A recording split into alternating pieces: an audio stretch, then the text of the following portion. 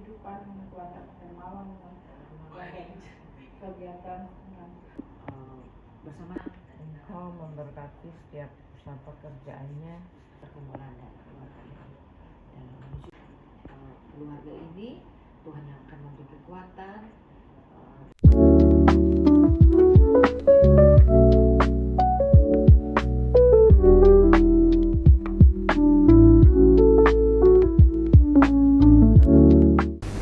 Matius 5 ayat 9. Baik, sebelum kita membaca dan merenungkannya, mari kita bersatu dalam doa. Allah Bapa kami dalam surga, Allah yang kami kenal dan kami sapa dalam Putramu Yesus Kristus, kami datang ke hadirat-Mu ya Bapa, seraya mengucap syukur dan banyak terima kasih karena Engkau telah mengaruniakan kami semua hari yang baru. Kami boleh bangun dalam keadaan sehat walafiat ya Bapa. Kami meyakini ini adalah pemilihan Engkau, berkat yang telah Engkau berikan kepada kami semua. Terima kasih Bapa, bila pada saat ini Engkau pun berkenankan kami satu dengan yang lain untuk berkumpul, melakukan doa pagi, yang di dalamnya juga kami akan merenungkan bagian dari kebenaran firman-Mu ya Bapa. Biarlah Engkau berkenan menuruniakan Roh-Mu yang kudus ya Bapa, memampukan kami untuk memahami akan kebenaran firman-Mu. Terlebih kami menjadi pelaku firman dalam keseharian kami. Bapa, demikian juga kami hamba yang akan menyampaikan firman. Kau curahkan Roh-Mu yang kudus ya Bapa, sehingga apa yang disampaikannya seturut dengan kehendak-Mu.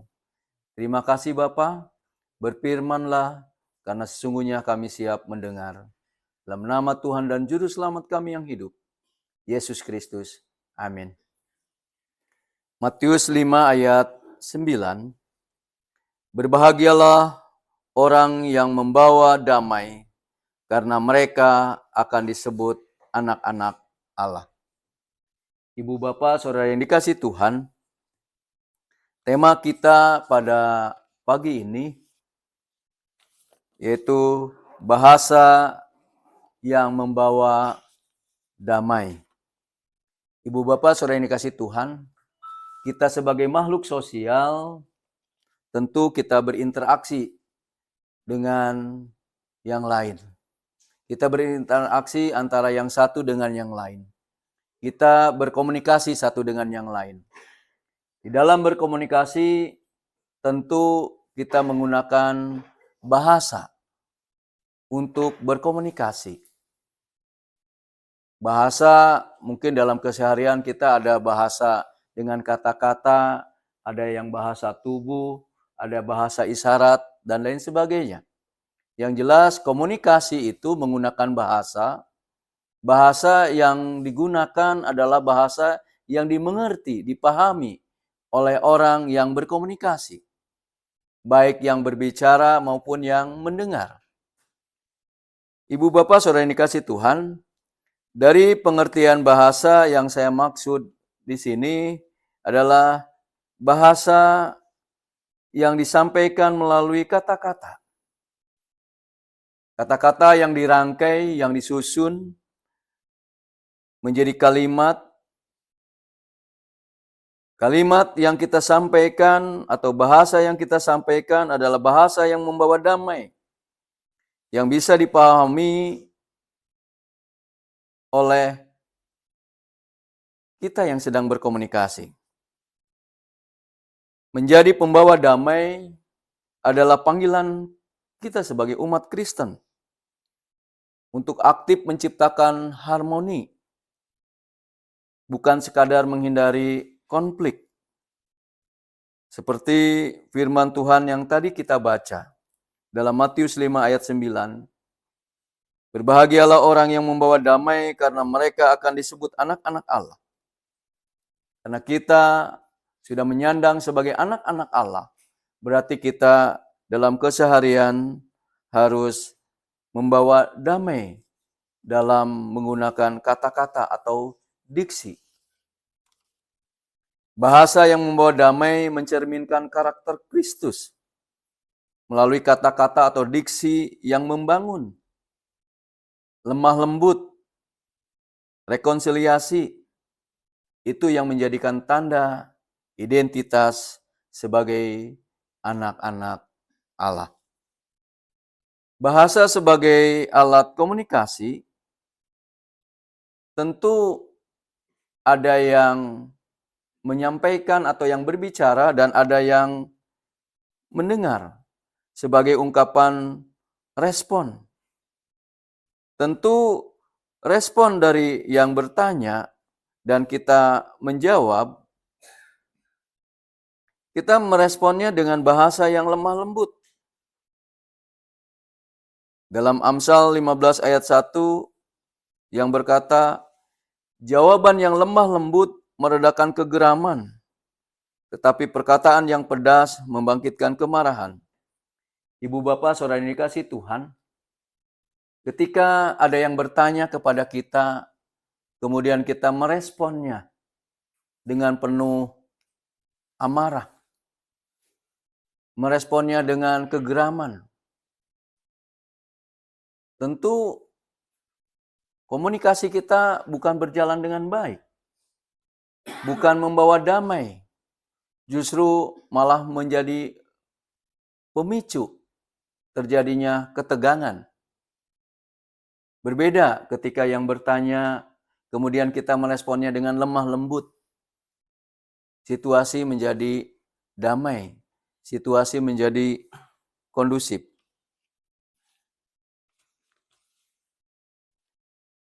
Bahasa yang membangun, tentu kita berupaya menghindari perkataan kotor.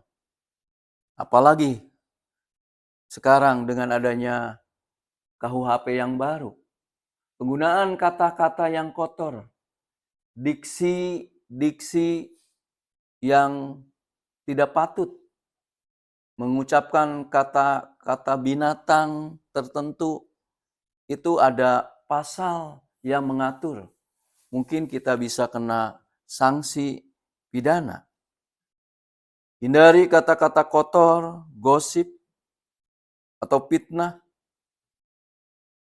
Mari kita gunakan bibir kita untuk mengucapkan hal-hal yang baik, menguatkan yang lemah, memberikan motivasi.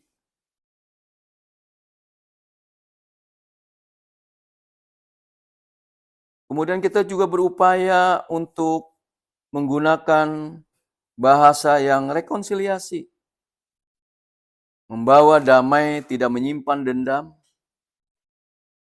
melainkan bersedia mendengarkan, berupaya untuk memahami sudut pandang orang lain.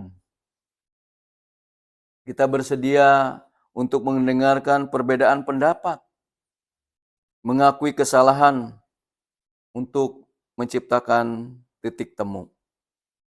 Ibu bapak saudara yang dikasihi Tuhan, Yesus pun mendorong kita untuk mengikuti teladannya dengan mengasihi sesama. Bahasa dalam bahasa damai lahir dari hati yang dipenuhi kasih Kristus. Bahasa damai adalah bahasa yang merangkul. Sekalipun pada saat situasi sulit sekalipun. Mengasihi berarti merangkul, bukan memojokkan. Merangkul bukan memukul. Merangkul bukan menyudutkan. Merangkul bukan meminggirkan atau memarginalkan orang lain. Ibu bapak saudara yang dikasihi Tuhan, kata-kata kita bisa menciptakan suasana yang kondusif, justru bisa sebaliknya menjadi pemicu ketegangan. kata-kata yang lemah lembut, kata-kata yang penuh kasih, kata-kata yang membangun, kata-kata yang memotivasi, justru menciptakan suasana yang harmoni. Ibu bapak saudara yang kasih Tuhan, ada beberapa langkah praktis bagaimana kita menggunakan bahasa yang membawa damai. Sebelum kita berbicara, kita berpikir, apakah perkataan yang akan kita sampaikan itu mendamaikan atau menghancurkan? Melemahkan atau memotivasi? Misalnya ketika kita berkunjung kepada yang sedang sakit, ini kebiasaan kita kadangkala bertanya, sakit apa? Sudah lama sakitnya atau belum? Sudah berobat berapa lama? Nah, kita juga lihat kondisi yang sakit. Kalau memang kondisinya sudah lengap-lengapan, ya jangan banyak disuruh bicara gitu. Sakit apa? Sakit tipes. Sudah berapa lama? 3 hari dirawat. Oh gitu. Teman saya juga sakit tipes. Seminggu lewat. Meninggal gitu. Itu kelihatannya datar gitu ya. Itu bukan memotivasi, malah dia menghitung hari. Saya 3 hari. Seminggu. Seringkali juga, terutama yang cancer ya. Berapa protokolnya gitu ya, ditentukan oleh dokter berapa kali kemo, harus 12 kali. Wah, saudara saya 5 kali nggak kuat. Berarti 12 kali, 5 kali nggak kuat. Saya udah 3 kali, udah tinggal 2 kali lagi.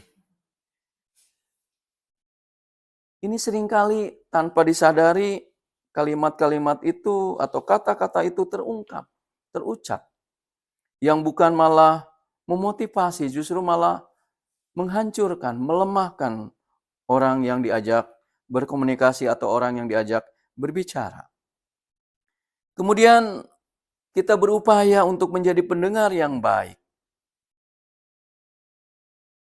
Pahami perasaan orang lain sebelum bereaksi. Kadangkala tanpa disadari dalam forum rapat pun, pimpinan rapat gitu ya.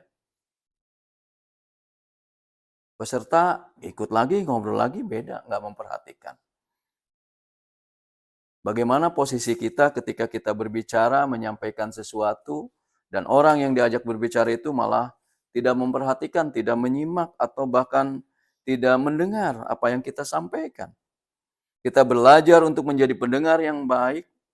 Kita berupaya memahami perasaan orang lain sebelum bereaksi, artinya merespon pembicaraan orang lain. Kemudian kita berupaya untuk memilih sabar. Sabar untuk mendengarkan orang lain. Sabar adalah kekuatan yang dikendalikan untuk memberi ruang bagi Tuhan untuk bekerja. Sehingga kita bisa menggunakan kata-kata yang membawa damai. Jadikanlah hidup dan perkataan kita membawa damai, mencerminkan kasih Allah, dan menjadi berkat bagi sesama. Kiranya Allah menolong dan memampukan kita menggunakan bahasa yang membawa damai. Tuhan memberkati. Amin.